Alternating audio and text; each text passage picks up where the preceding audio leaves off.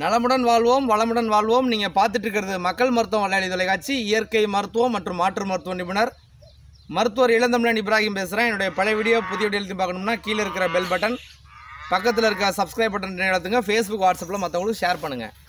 நம்மளுடைய பாரம்பரிய மருத்துவ முறைகளை காப்பாற்றுறதுக்காக சேப்பர சேனல் உங்களுடைய சப்போர்ட்களை தொடர்ச்சியாக கொடுங்க.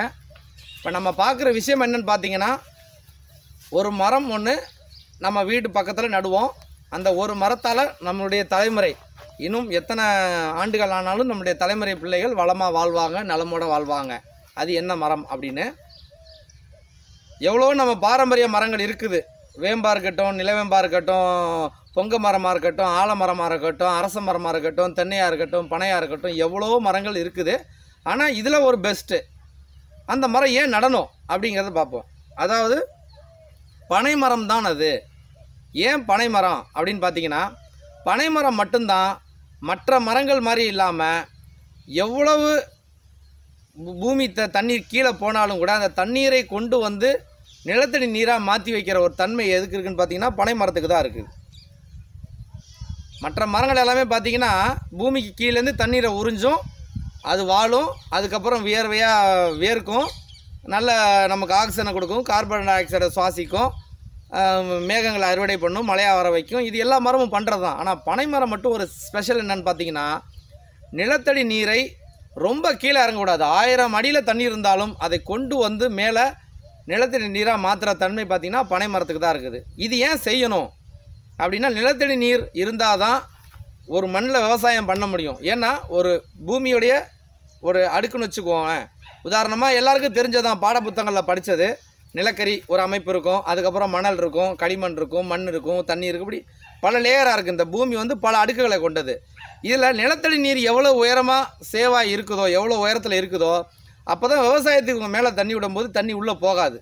அப்போ நிலத்தடி நீர் வந்து நீர்மட்டம் சரியாக இருக்கும்போது விவசாயத்துக்கு இவங்க தண்ணி விடும்போது அந்த தண்ணி விவசாயத்தை சரியாக காப்பாற்ற முடியும்.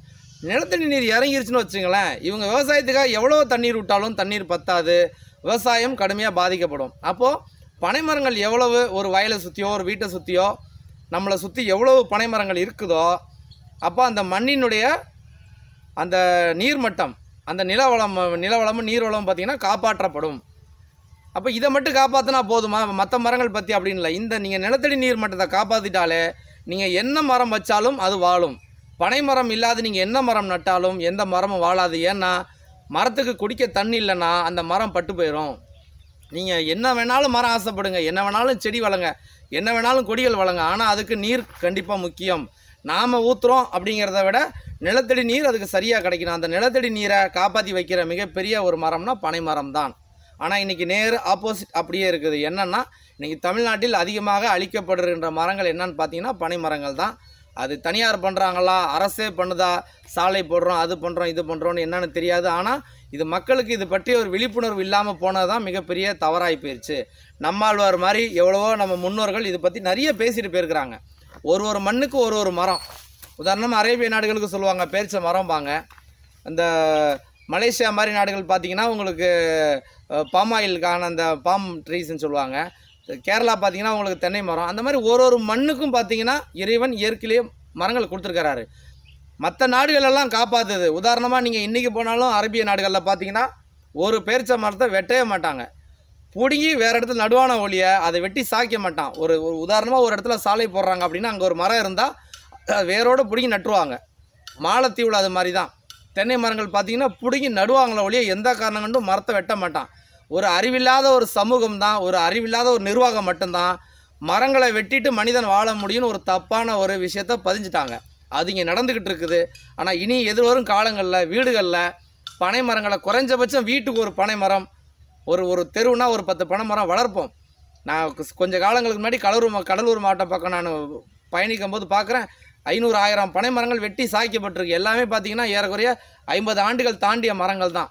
அதை நட்டு வளர்க்க என் பாட்டன் முப்பாட்டன் எவ்வளோ கஷ்டப்பட்டிருப்பான்னு அவனுக்கு தான் தெரியும்.